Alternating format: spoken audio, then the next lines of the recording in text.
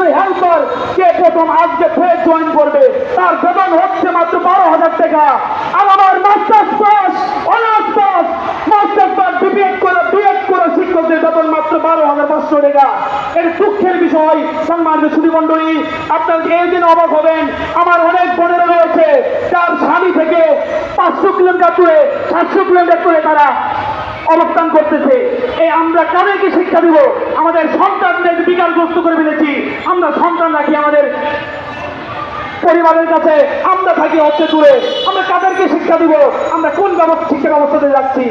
সব হয়, সব বড় বড় বাজেট হয়, সব প্রকল্প হয়, সব মেগা প্রকল্প হয়, কিন্তু দুঃখের বিষয় আমরা যে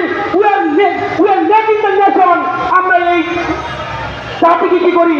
আমরা তৈরি করি, কিন্তু দুঃখের বিষয় আমরাই পারি না আমাদের এই রাষ্ট্র থেকে আমাদের ঠান্ডা বিকাল লাইটগুলো বুঝে নিতে।